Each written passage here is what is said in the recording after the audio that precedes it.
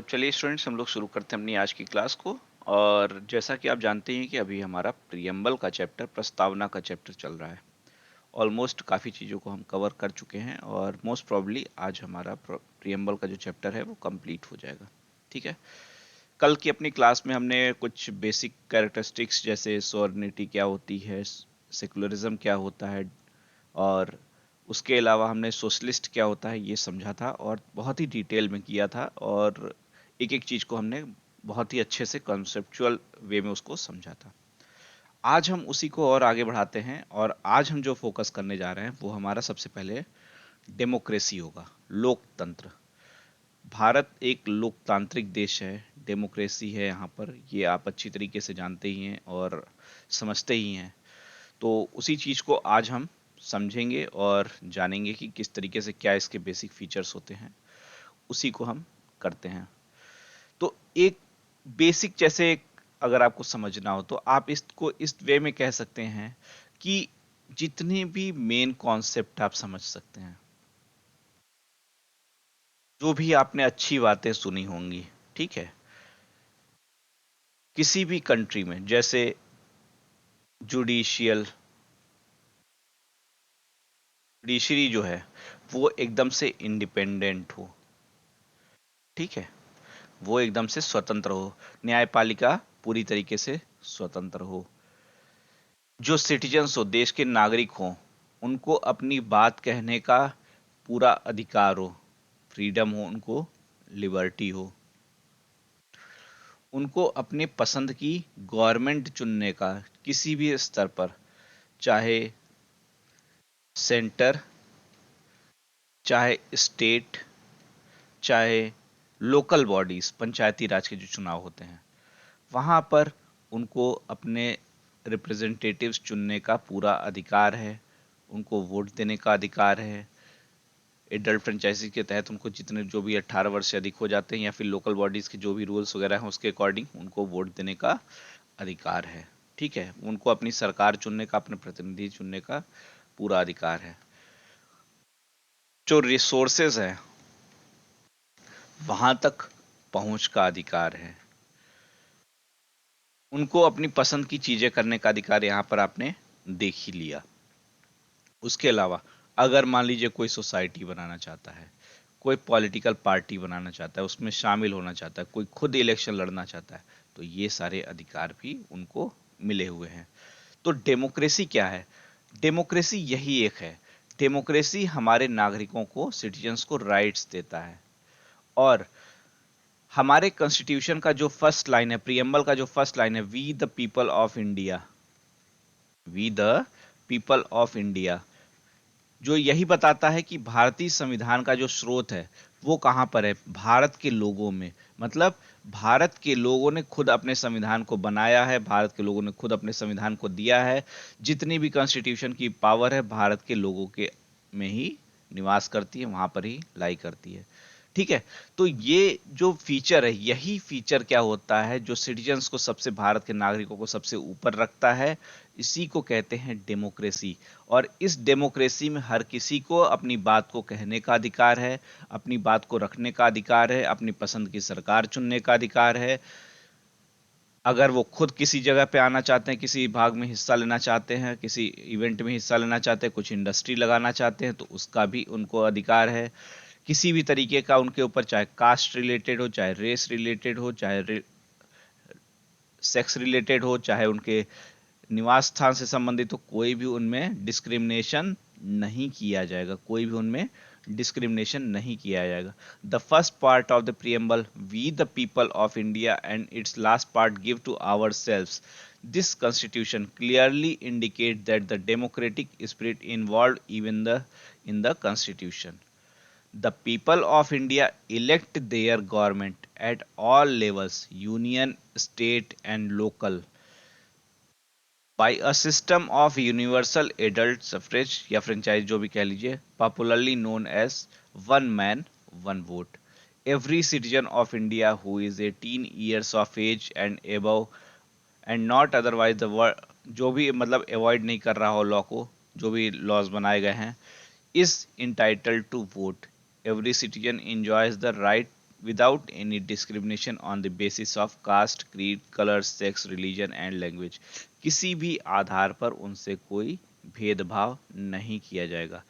Political democracy भी है, social democracy भी है, इकोनॉमिकल डेमोक्रेसी, मतलब आपको हर प्रकार से जो भी आपको अधिकार चाहिए वो दिए जाएंगे, रिसोर्स चाहे इकोनॉमिकली हो चाहे वो, ठीक है, किसी स्पेशल पर्सन का शासन नहीं है, आपको अपनी सरकार चुनने का अधिकार रहेगा, विशिष्ट वर्ग का शासन नहीं रहेगा। एडल्ट फ्रेंचाइजीज, किसी को वयस्क मताधिकार का अधिकार है। न्यायपालिका जुडिशरी की इंडिपेंडेंस है। पॉलिटिकल पार्टीज, किसी को भी अपनी पार्टी बनाने का और चुनाव लड़ने का अधिकार है, जो भी इलेक्शन कमीशन ने या फिर संविधान में जो भी नॉर्म्स बने हैं उसको फिलफिल करता है उसके अकॉर्डिंग। लिबर्टी है, संसाधनों का समान वितरण है, उदारवाद है। तो जो भी आप चाहते हैं वो भी आप यहाँ पर कर सकते। जनता अपने जो विवेक है उसके आधार पर अपनी सरकार चुनती है, उनके ऊपर कोई प्रेशर नहीं है। आपकी इच्छा है आप बीजेपी को वोट दीजिए, आपकी इच्छा है आप कांग्रेस को वोट दीजिए, आपकी इच्छा है आप दीदी को वोट दीजिए, आपकी इच्छा है आप अरविंद केजरीवाल को दीजिए। कोई आपको कितना भी कहे कि नहीं भाई कोई पप्पू है आपको उसको वोट नहीं देना चाहिए, आपकी इच्छा है तो आप दीजिए। कोई कितना भी कहे आप भक्त हैं, आपकी इच्छा है आप फॉलो करिए। कोई कितना भी कहे नहीं भैया इनकी बात मत सुनिए, लेकिन आप इनको भी दीजिए। इनको भी कोई कितना भी कह ले आप चाहिए तो दीजिए। वो आपकी पसंद है, उस पर कोई भी कंट्रोल नहीं है। आप अपनी सरकार जिसको चाहें उसको बनाएं, कितना भी आपके ऊपर प्रेशर डाल दिया जाए। आप अपना डिसीजन लेने के लिए स्वतंत्र हैं, आपके साथ कोई भेदभाव नहीं किया जाएगा, भले ही आपने किसी को भी वोट भी दिया हो या कुछ भी किया हो।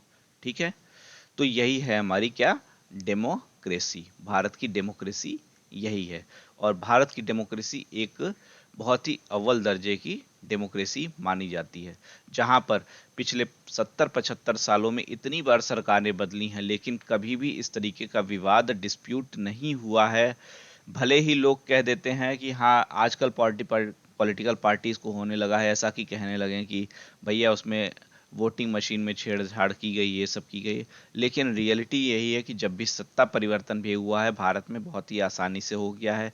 यहाँ पर ना पाकिस्तान की तरह या दूसरी कंट्रीज की तरह कभी भी कोर्ट वगैरह के चक्कर नहीं काटने पड़े हैं कि हाँ ये हुआ वो हुआ। हर किसी को अपनी बात को यहाँ पर रखने का, अपने बात को कहने का पूरा अधिकार रहा है, और यही भारतीय डेमोक्रेसी की एक खूबी है। क्यों हो रहा है यार बार बार।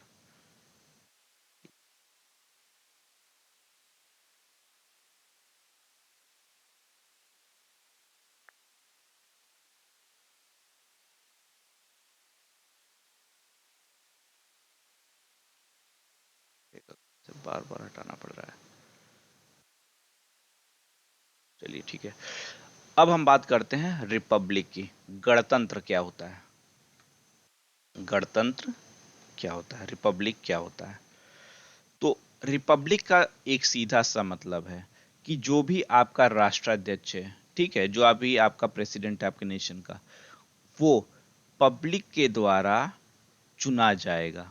वो पब्लिक के द्वारा क्या होगा, उसको चुना जाएगा, चाहे डायरेक्ट और इनडायरेक्ट, उसको क्या होगा, पब्लिक चुनेगी। ऐसा नहीं होगा भारत में किसी राजवंश का शासन होगा, जैसे अशोक बेटे राजा हुए तो अशोक के बेटे ही राजा होंगे, अकबर हुए तो अकबर के बेटे ही राजा होंगे, ऐसा यहाँ नहीं होगा।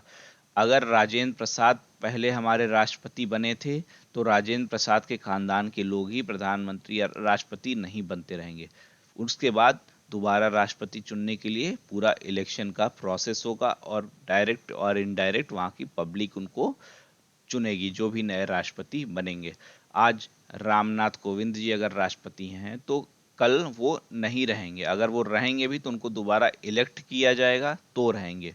अगर इलेक्ट नहीं किया जाता तो ऐसा नहीं है कि 30-30 35-35 सालों तक वही सत्ता पर काबिज रहेंगे, मतलब प्रेसिडेंट के पोस्ट पर काबिज रहेंगे। ठीक है, सेम यही चीज़ें तो प्राइम मिनिस्टर के लिए भी अप्लाई हो जाती हैं, लेकिन ऐसा चीज़ें मानी नहीं जाती यहाँ पर तो ऐसा ही कुछ नेपोटिज्म का आजकल काफ़ी ज़माना चल रहा है, तो वो चीज़ें चली आ रही हैं। लेकिन जो हेड ऑफ नेशन होता है वो हमेशा इलेक्टेड होता है, हेड ऑफ नेशन इलेक्टेड होता है। क्या ब्रिटेन एक रिपब्लिक कंट्री है? तो उसका जवाब होगा नहीं, ब्रिटेन एक रिपब्लिक कंट्री नहीं है। क्यों नहीं है भाई? वहां पर तो राजशाही है ना, मोनार्की है। और पीएम भले बदल जाए, डेमोक्रेसी भले है वहां पे, लेकिन क्या वहां पर रिपब्लिक है? नहीं, क्योंकि अंतिम पावर राष्ट्राध्यक्ष कौन है? मोनार्की से ही होता है, महारानी वहां पर है। ठीक है, तो लास्ट पावर वहां पर किसके पास में है? राजशाही के पास में, मोनार्की के पास में, इसलिए वहां पर रिपब्लिक नहीं है। वहां पर डेमोक्रेसी भले है, लेकिन रिपब्लिक का कॉन्सेप्ट वहां पर नहीं पाया जाता है। क्यों? क्योंकि उसका राष्ट्राध्यक्ष इलेक्टेड नहीं, हेड ऑफ नेशन इलेक्टेड नहीं है। यूएसए में है क्या? हाँ, यूएसए में है। कैसे यूएसए में? क्योंकि उस आप 4 साल में आप चुनते ही हैं। पहले भाई साहब कौन थे? ट्रंप साहब थे। ट्रंप साहब के बाद बिडेन साहब आ गए हैं। फिर जो बाइडेन साहब आ गए। जो बाइडेन साहब के पहले ट्रंप थे, ट्रंप के पहले ओबामा साहब थे, उनके पहले बुश साहब थे। इस तरह से वहां पर चलता आता है।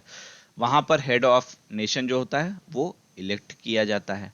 तो हेड ऑफ नेशन जब जहां पे भी इलेक्ट किया जाएगा, इसका मतलब है कि वहां पर सॉवर्निटी है, मतलब वहां पर रिपब्लिक है, गणतंत्र है वहां पर। वो एक रिपब्लिक कंट्री है। ठीक है, वो एक रिपब्लिक कंट्री है। It means that the political sovereignty is United with the people and not in a single hand like a king. किसी राजा की तरह उसके पास सत्ता नहीं है। as opposed to a monarchy in which the head of his state is appointed on hereditary basis for the lifetime or until he or she abdicated from the throne। अब China में देखिए, वहां पे भी लॉ ऐसा ला दिया गया है कि जो हमारे इस समय जिनपिंग साहब हैं वो बने ही रहेंगे प्रेसिडेंट। तो क्या वहां पर भी रिपब्लिक है? सीधा सा जवाब है, वहां पर भी रिपब्लिक नहीं है। वहां पर भी रिपब्लिक नहीं है। पुतिन साहब को सत्ता दे दी गई है लंबे समय के लिए, क्या वहां पर रिपब्लिक हुआ? नहीं, वहां पर भी रिपब्लिक नहीं हुआ। भारत में है? हाँ, भारत में है। प्रेसिडेंट बदलते रहते हैं, प्रेसिडेंट बदलते रहते, उनका इलेक्शन होता है। भले ही अगर इनडायरेक्ट यहाँ पर वे में पब्लिक चुन रही है, लेकिन इलेक्शन तो हो रहा है। तो भारत में रिपब्लिक, भारत एक रिपब्लिक कंट्री है। ठीक है, भारत एक रिपब्लिक कंट्री है। ठीक है, तो चलिए आगे बढ़ते हैं और चीजों को समझते हैं। The head of state is not a monarch. Head of state is usually a president. राष्ट्राध्यक्ष जो होता है वो निर्वाचित होगा किसी जाति, कास्ट, रेस, राजवंश, मोनार्की वगैरह से वो नहीं होता है। ठीक है, तो यही बेसिक फीचर किसका हो जाता है? रिपब्लिक का। अब हमको क्या करना है? अब हमको लिबर्टी की बात करनी है। स्वतंत्रता, फ्रीडम का मतलब भी और लिबर्टी का मतलब भी थोड़ा सा समझना है। लिबर्टी क्या होती है, मीनिंग ऑफ लिबर्टी क्या है? देखिए, 15 अगस्त 1947 को क्या आपको क्या मिली? आपको इंडिपेंडेंस मिल गया, वो आज़ादी मिल गई। ठीक है, आपको फ्रीडम मिल गई। मतलब अब आपके ऊपर कोई एक्सटर्नल प्रेशर नहीं रहा। कोई आपको बाहरी आदमी आकर आपको ये नहीं बता रहा कि आपको यही करना चाहिए, you have to do this, ऐसा कुछ नहीं हो रहा। अंग्रेज यहाँ पर थे जो 250 सालों से गुलामी करवा रहे थे भारतीयों को, भारत के सभी रिसोर्सेस पर अपना कंट्रोल किए हुए थे। अब उनका कंट्रोल इन रिसोर्सेस पर नहीं रहा। ठीक है, एज अ नेशन आप इंडिपेंडेंट हो गए। एज अ नेशन आप इंडिपेंडेंट हो गए, आपको स्वतंत्र कर दिया गया, आपको इंडिपेंडेंस मिल गया, आपको फ्रीडम मिल गई। अब कोई फॉरेन कंट्री आपको आपके डिसीजन नहीं ले रही है, आपके लिए पॉलिसी मेकिंग नहीं करेगी। आप अपने पॉलिसी मेकिंग खुद कर सकते हैं। ये सारे मतलब हो जाते हैं किसमें? फ्रीडम में। लेकिन लिबर्टी क्या है? लिबर्टी थोड़ा सा अलग हो जाता है। मान लीजिए अंग्रेज चले गए, 15 अगस्त 1947 को आपको आज़ादी मिल गई। ठीक है, आपको इंडिपेंडेंस मिल गई, आपको फ्रीडम मिल गई। अब आपको फ्रीडम मिल गई, लेकिन आपको कुछ अधिकार चाहिए, आपके कुछ राइट्स होने चाहिए। आपके कुछ राइट्स होने चाहिए, जैसे आपको वोट देने का अधिकार होना चाहिए, आपको कहीं भी बसने का अधिकार होना चाहिए, आपको कोई भी ऑक्यूपेशन चुनने का अधिकार होना चाहिए, आपको अपनी इंडस्ट्री लगाने का अधिकार होना चाहिए, आपको बोलने की अधिकार होना चाहिए, फ्रीडम ऑफ स्पीच होना चाहिए। मतलब आप जो भी करना चाहें, what you want to do, वो आपको मिल जाए, वो आपको मिल जाए। अगर ऐसा कुछ हो तो उसको कहते हैं लिबर्टी। तो लिबर्टी वास्तविकता में हमको कब मिली, जब हमारा कॉन्स्टिट्यूशन आया और कॉन्स्टिट्यूशन ने ये सारे हमको अधिकार दिए, ये सारे हमको अधिकार दिए। 5 तरह की लिबर्टी की बात हमने की थी, जब आपको याद होगा प्रियम्बल में हमने शुरुआत किया था, तो 5 लिबर्टी की हमने बात की थी। तो ये सारी लिबर्टी जो हमको देता है, लिबर्टी हर एक इंडिविजुअल से जुड़ा हुआ है, हर एक इंडिविजुअल से जुड़ा हुआ है। हर एक इंडिविजुअल को जो भी अधिकार चाहिए, जो वो करना चाहता है उसको करने की पूरी स्वतंत्रता हो, यही कौन करता है, ये हमारा लिबर्टी करता है। लिबर्टी हमारा यही कर रहा है। It means freedom of the free और will be individual to pursue of his interest, his और हर इंटरेस्ट फ्री, ये थोड़ा सा सेंटेंस गलत है।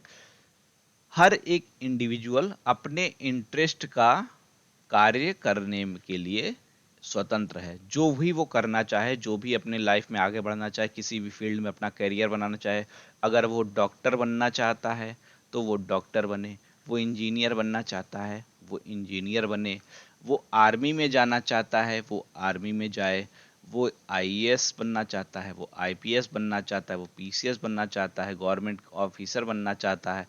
हर एक इच्छा जो उसकी, वो अपनी पूरी करने के लिए वो स्वतंत्र है, वो स्वतंत्र है, उसमें उसको कोई भी रोक टोक नहीं है। ठीक है, तो यही क्या है, लिबर्टी है। जो पर्सन जो करना चाहता है उसके लिए वो पूरी तरीके से स्वतंत्र रहेगा।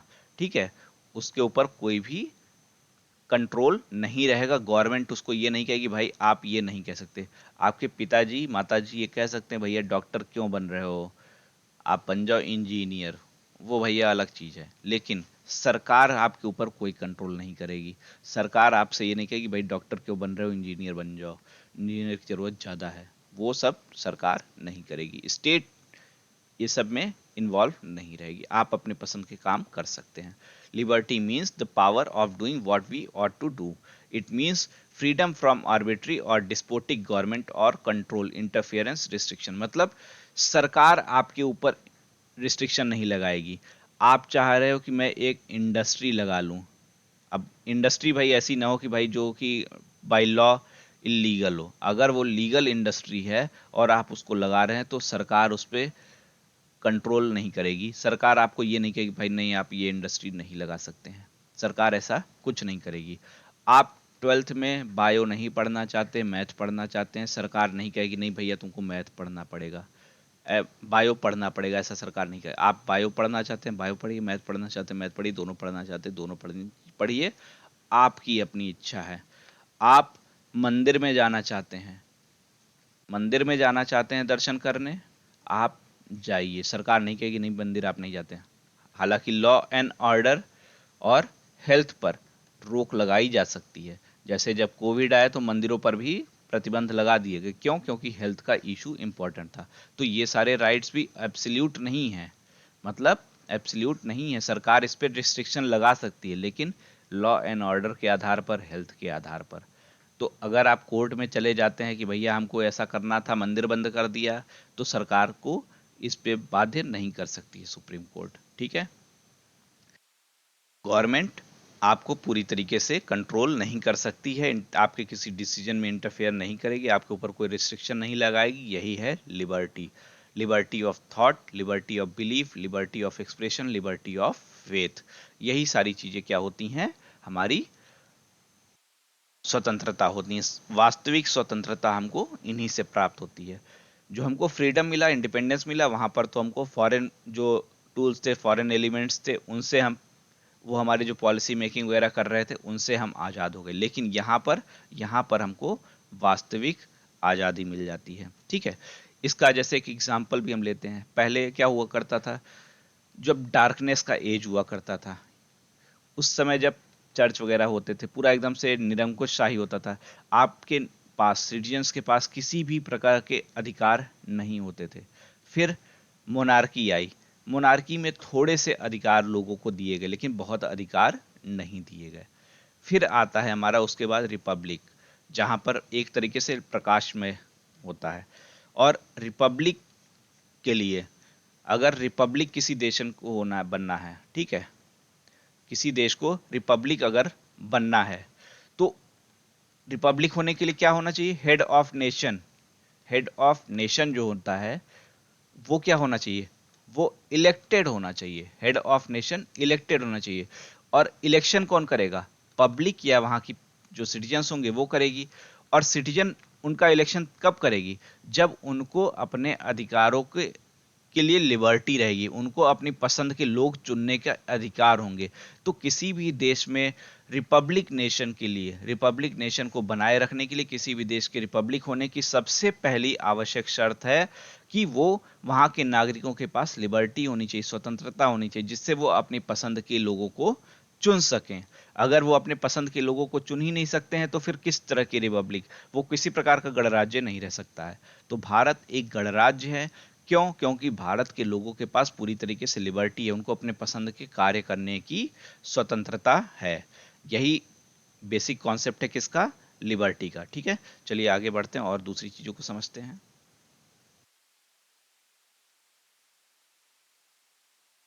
फ्रेटर्निटी तो आप जानते ही हैं, हमारे यहाँ शुरू से एक कॉन्सेप्ट रहा है, सर्वधर्म संभाव, ब्रदरहुड का कॉन्सेप्ट। ब्रदरहुड का कॉन्सेप्ट ही अक्सर सुनते आए हम, तो हिंदू चीनी भाई भाई भी करते थे। अलग कहानी है कि उसके बाद दुनिया ही बदल गई। ठीक है, लेकिन भारत का कॉन्सेप्ट है कि क्या? Common brotherhood for all Indians. Bharat के सभी लोग आपस में बंधुता बना के रखेंगे। ठीक है, उसमें कोई सोशल डिस्क्रिमिनेशन नहीं होगा, कोई कास्ट रिलेटेड डिस्क्रिमिनेशन वगैरह नहीं किया जाएगा। देश की अखंडता बनाए रखने के लिए जो भी आवश्यक वो किया जाएगा, चाहे हिंदू, मुस्लिम, सिख, ईसाई, कोई भी रिलीजन हो, कोई भी कास्ट हो, कोई भी रेस हो, कोई भी भेदभाव नहीं किया जाएगा। देश की एक सिंगल सिटीजनशिप होगी। जैसे यूएसए में क्या होता है, यूएसए में आपके यहाँ स्टेट की अलग सिटीजनशिप मिल जाती है और एक यूएसए एज अ नेशन की सिटीजनशिप तो अलग है। लेकिन भारत में भी ऐसा भी नहीं किया गया। भारत में एज अ इंडियन आपको सिटीजन मिलता है। एज अ इंडियन आप भारत के नागरिक हैं, इस तरीके से आपको नागरिकता मिलती है। ठीक है, तो फ्रेटर्निटी क्या होती है, ब्रदरहुड क्या है? यही सीधा सा कॉन्सेप्ट इसका यही है कि हाँ, हमारे यहाँ सभी लोग भाईचारे को फॉलो करेंगे, सर्वधर्म संभाव, बंधुता की बात को बढ़ाएंगे और फैलाएंगे, और देश की एकता और अखंडता, यूनिटी एंड इंटीग्रिटी को बनाए रखेंगे। इक्वलिटी, इक्वलिटी मतलब अपॉर्चुनिटी, अवसर। आपको इतनी अपॉर्चुनिटी, आप किसी भी फील्ड में बढ़ना चाहते हैं, आप टीचिंग फील्ड में जाना चाहते हैं, आप अपने एजुकेशन को कंप्लीट करना चाहते हैं, आप आईएएस बनना चाहते हैं, आईपीएस बनना चाहते हैं, या 12th तक की, ग्रेजुएशन तक की पढ़ाई करना चाहते हैं, आप कोई इंडस्ट्री लगाना चाहते हैं, हर जगह आपको इक्वल अपॉर्चुनिटी दी जाएगी। आपको ऐसा नहीं किया जाएगा कि नहीं, आप ऐसा नहीं कर सकते हैं। तो अगर कोई प्राइम मिनिस्टर ये कह दे कि भैया रिसोर्सेस पर पहला हक इनका है, तो क्या वो सही कह रहा है क्या? नहीं, वो सही नहीं कह रहा है। क्योंकि भाई हमको इक्वलिटी ऑफ अपॉर्चुनिटी करनी है, हमको सबको अवसर का समानता देना है। तो कई बार पॉलिटिकली लोग इधर उधर चले जाते हैं, लेकिन उसका मतलब ये नहीं कि ऐसा होगा ही होगा। कोई भी हो, चाहे ए टू जेड, चाहे किसी भी पार्टी के हों, चाहे कोई लीडर हो, अगर वो किसी रिलीजन की कमी निकाल रहा है, वो कर रहा है, तो वो उसकी संकीर्ण मानसिकता है, वो उसकी संकीर्ण मानसिकता। कॉन्स्टिट्यूशन अपने अकॉर्डिंग सबको इक्वल ट्रीट करता है। 14, 15, 16, 17, 18, ये जितने भी कॉन्स्टिट्यूशन के प्रोविजन हम डिटेल में करेंगे, ये सब इक्वलिटी ऑफ अपॉर्चुनिटी देते हैं। आप, भारत आज़ाद हुआ था, यहाँ पर कितनी छुआछूत की भावनाएं थी, वो सब अस्पृश्यता थी, वो सब समाप्त कर दिया गया। आप कोई टाइटल्स नहीं ले सकते हैं, आप कोई उपाधि नहीं ले सकते हैं। अगर आप आर्मी में हैं और एजुकेशन के फील्ड में हैं तो ही आपको कोई टाइटल मिलेगा, बाकी आप कोई टाइटल नहीं ले सकते। क्यों? क्योंकि हर एक नागरिक इक्वल है, समान है। ठीक है, तो इक्वालिटी ऑफ अपॉर्चुनिटीज, हर किसी को आगे बढ़ने का बराबर मौका मिलेगा, हर किसी के पास बराबर अवसर होंगे, ठीक है, उसको कोई भेदभाव नहीं किया जाएगा। डिग्निटी ऑफ इंडिविजुअल को बनाया जाएगा, यूनिटी एंड इंटीग्रेसिटी ऑफ नेशन, किसी के साथ भी कोई भी भेदभाव नहीं किया जाए जिससे उस व्यक्ति की डिग्निटी को खतरा हो, ठीक है। तो ये हमारी बात हो जाती है किसी के विषय में, बंधुता या फिर फ्रेटर्निटी या फिर आप कहें तो इक्वल अपॉर्चुनिटी इक्वालिटी के रिस्पेक्ट में, ठीक है। भारतीय संवैधानिक व्यवस्था की उद्देशिका समता, स्वतंत्रता और बंधुता की गारंटी प्रदान करती है और मूल अधिकारों में इसके लिए व्यवस्थाएं देखने को मिलती हैं। फंडामेंटल राइट्स में सारे प्रोविजन किए गए हैं, जैसा कि अभी हमने कहा कि 14 से लेकर 18 तक ये सारे प्रोविजन हमको देखने को मिलते हैं। समता को सुनिश्चित करने के लिए उपाधियों का अंत किया गया आर्टिकल 18, छुआछूत अस्पृश्यता का अंत किया गया आर्टिकल 17। अगर आपको सिर्फ इतना ही मतलब केवल आर्टिकल इंडिविजुअल को पढ़ना है तो जैसे जो यूट्यूब चैनल मैंने कहा था उसको आप लोग देख लीजिएगा, वहाँ पे हर एक article as it is constitution में जो लिखा हुआ है, आप इंडिविजुअल 2-2 3-3 के मिनट के वीडियोस उसको आप देख के नोट भी कर सकते हैं, ठीक है। प्रेप लर्न एडू सेंटर के नाम से आपको मिल जाएगा यूट्यूब चैनल। यहाँ पर आपको एक एक जो यूपीएससी के प्रीवियस ईयर क्वेश्चंस हैं वो भी आपको मिलेंगे। 5-5 क्वेश्चन छोटे छोटे रहते हैं, डेली अपडेट होते रहते हैं, जिसमें 5 क्वेश्चन सिर्फ 2 से 3 मिनट में आप कर लें तो आपका डेली का प्रैक्टिस भी हो जाएगा। कुछ जो उस दिन का एकदम से इम्पॉर्टेंट टॉपिक रहता है उसको भी वहाँ पर हम एक छोटे से 2 से 3 मिनट का वीडियो अपलोड कर देते हैं, तो 2 से 3 मिनट में आप पर उस दिन की जो सबसे मेन खबर रहेगी वो आप तैयार कर सकते हैं। और इन आर्टिकल्स को individual as it is constitution में जो लिखा है उसका भी आप 3 से 4 मिनट के वीडियो में उसको भी आप देख सकते हैं, ठीक है। बाकी और भी चीज़ें तो अवेलेबल रहती हैं, वो सब अपनी जगह हैं, ठीक है। तो इन सब चीज़ों को यहाँ पर किया गया है। आपको राजनीतिक स्वतंत्रता भी दी गई है, आपको वोट देने का, आपको किसी को चुनने का सब कुछ अधिकार दिया गया है। ये हमारी बात हो गई किसकी, इक्वलिटी की और फ्रेटर्निटी की, ठीक है। बंधुता का तात्पर्य है कि भारत में किसी जाति, धर्म, भाषा, क्षेत्र इत्यादि के आधार पर स्टेट कोई फैसला नहीं करेगा। किसी कास्ट के आधार पर, किसी रिलीजन के आधार पर, किसी लैंग्वेज के आधार पर कोई भी स्टेट डिसीजन नहीं लेगा कि हम इनको फेवर कर दें, इनको ये कर दें। तो ये सारी चीज़ें भी यहाँ पर बैन की गई हुई हैं, ठीक है। और हर एक इंडिविजुअल की जो अपनी डिग्निटी होती है उसको तो वो बनाए रखेगा ही, ठीक है। चलिए आगे बढ़ते हैं और आज के टॉपिक को जल्दी थोड़ा सा करने की कोशिश करें जिससे कि आज हमारा ये खत्म हो जाए प्रीएम्बल का और हम अपना कल नया चैप्टर शुरू कर सकें। अगला जो कॉन्सेप्ट था क्या था, जस्टिस का, न्याय का। 3 तरीके के न्याय दिए हुए हैं, सोशल जस्टिस, इकोनॉमिकल जस्टिस और पॉलिटिकल जस्टिस। और यही जस्टिस का कॉन्सेप्ट कहीं ना कहीं रिजर्वेशन का कॉन्सेप्ट भी लेके आता है, ठीक है। रिजर्वेशन का भी कॉन्सेप्ट जो अलग अलग जैसे फिलोसफर दार्शनिक वगैरह हुए उनमें से एक थे प्लेटो। प्लेटो ने कहा कि हर एक दूसरे के अधिकारों की रक्षा, दूसरे के राइट्स का प्रोटेक्शन करना ही क्या है, जस्टिस है। चुनावी न्याय नहीं, चुनाव में भी न्याय के आ जाते हैं लेकिन वो नहीं, यहाँ पर राइट्स को, हर एक नागरिक के, सिटीजन्स के राइट्स को प्रोटेक्ट करना ही वास्तविकता में जस्टिस है, वास्तविकता में जस्टिस है। इसी तरीके से एक और विचारक थे जॉन रॉल्स, एक तरीके से आप समझ सकते हैं इन्होंने ही ये कॉन्सेप्ट दिया रिजर्वेशन वाला। इन्होंने कहा कि अगर आप कहीं पर किसी पोस्ट पर किसी का चयन कर रहे हैं तो उसके लिए एलिजिबिलिटी आप चेक कर रहे हैं, तो सबसे हाईली क्वालिफाइड जो है उसको ही सिर्फ आप मत चुनिए। हो सकता है उसके पास सारे संसाधन रिसोर्सेस अवेलेबल रहे हों, लेकिन एक ऐसा पर्सन भी हो सकता है जिसके पास रिसोर्सेस 25% ही हो, लेकिन उसने मेहनत खूब की हो और वो समाज में आगे बढ़ना चाहता हो, तो आप उसको भी मौका दीजिए योग्यता के चयन में। आप उसको जब भी इलेक्ट करें तो उसको भी मौका दें जिससे कि उसको भी समाज में, सोसाइटी में आगे बढ़ने का मौका मिले। और जॉन रॉल्स ने इसी को कहा यही वास्तविक जस्टिस है कि सोसाइटी में जो भी बैकवर्ड लोग हैं, जो भी पिछड़े हुए लोग हैं, किसी भी आधार पर, सोशली, एजुकेशनली, किसी भी आधार पर, इकोनॉमिकली, पॉलिटिकली, उनको आप आगे बढ़ाइए, और जहां पर भी चयन करना है, इलेक्ट करना है, चूज करना है, उनको भी प्रेफरेंस दीजिए, उनके लिए एक अलग से व्यवस्था बनाइए। और ये कॉन्सेप्ट यूएसए में भी अडॉप्ट किया गया। आज हमको 250 सालों बाद यूएसए में सारी चीजें लगता है कि नहीं है, लेकिन यूएसए में भी इन सब चीजों को अडॉप्ट किया गया था। तो जस्टिस हमको ये सारी चीजें देता है। ठीक है, जॉन रेस ने योग्यता के चयन में न्याय को प्राथमिकता देनी चाहिए। इसको क्या कहते हैं? पॉजिटिव डिस्क्रिमिनेशन, सकारात्मक भेदभाव। अगर कोई आपसे रिजर्वेशन, आरक्षण शब्द कह रहा है, तो आप उसको क्या कहिए? आप उसको वास्तविक भाषा में सकारात्मक भेदभाव, पॉजिटिव वे में डिस्क्रिमिनेशन किया जा रहा है। यही एक तरीके से रिजर्वेशन की नींव भी होती है। ठीक है, तो जस्टिस क्या है? The idea of justice embodied in the constitution is of integrated and holistic kind. It envisages political justice, social justice, and economical justice. Political justice is equality of political rights and access to all political office. Social justice means equal treatment of all citizens without any social discrimination based on caste, color, race, religion, and sex. Economic justice is non discrimination on the basis of economic factors, मतलब resources के आधार पर आपसे कोई भेदभाव वगैरह नहीं किया जाएगा, रिसोर्सेस तक सबकी पहुंच रहेगी। ठीक है, तो ये हमारा क्या होता है?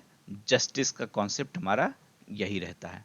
सोशल जस्टिस, कोई भी भेदभाव नहीं किया जाएगा, किसी भी कास्ट के आधार पर, रिलीजन के आधार पर, रेस के आधार पर कोई भेदभाव नहीं किया जाएगा। समाज में कोई भी एक तरीके से क्लासेस जो बना दिए जाते हैं, वैसी व्यवस्था नहीं रहेगी। अस्पृश्यता का, उपाधियों का अंत, एबॉलिश ऑफ अनटचबिलिटी वगैरह को समाप्त कर दिया जाएगा, और कर भी दिया गया है। ठीक है, तो ये सारी चीजें सोशल जस्टिस हैं। क्या हैं? Social justice. आर्थिक न्याय, रिसोर्सेस का डिस्ट्रीब्यूशन इक्वल वे में होगा। प्राथमिकता आधारित संसाधन, अगर कोई पिछड़ा वर्ग ऐसा है जहां जो रिसोर्सेज तक नहीं पहुंच पा रहे, तो कोशिश की जाएगी कि ऐसी पॉलिसी बनाए कि वो रिसोर्सेज तक पहुंच सके। सोशल इंश्योरेंस, डीपीएसपी वगैरह में ये कॉन्सेप्ट दिया गया है। पॉलिटिकल, आपको अपनी बात रखने का अधिकार होगा, freedom of expression, freedom of speech, right to vote, अपने अधिकारों को जानना, आरटीआई जैसे कार्य। आप अपने वेलफेयर के लिए कुछ भी कर सकते हैं, अपनी पॉलिटिकल पार्टी बनाना चाहें, कुछ भी करें वो। तो यही सारे कॉन्सेप्ट क्या होते हैं? यही क्या है? जस्टिस का या फिर न्याय का कॉन्सेप्ट है। जस्टिस का, न्याय का कॉन्सेप्ट यही है। ठीक है, चलिए आगे और बढ़ते हैं, और थोड़ा सा और जो बची हुई चीजें हैं उसको भी समझ लेते हैं। ऑलमोस्ट हमारा कंप्लीट ही हो गया है। न्याय भारतीय संवैधानिक व्यवस्था में अपेक्षाओं में सबसे महत्वपूर्ण अपेक्षा है। न्याय को सामाजिक, आर्थिक और राजनैतिक तीन आधारों पर देखा जाना चाहिए।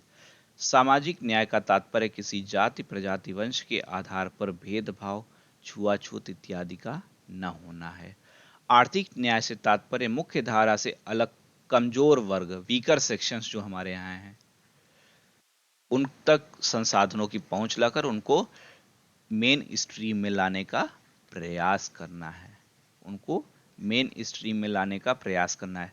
राजनीतिक न्याय का तात्पर्य राजनीतिक अधिकारों को समता, अर्थात मतदान का अधिकार, अभिव्यक्ति का अधिकार इत्यादि में भेदभाव की समाप्ति से है। संवैधानिक पदों पर, आयोगों पर, पदाधिकारियों पर जस्टिस के अनुसार किसी को भी पहुंचने का अधिकार है। ठीक है, यही सारे कॉन्सेप्ट न्याय के कॉन्सेप्ट होते हैं।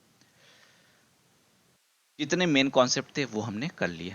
अब कई बार ये क्वेश्चन पूछता है कि क्या preamble as a part of the constitution, क्या प्रियम्बल भारत का एक हिस्सा, भारत के संविधान का हिस्सा है कि नहीं है?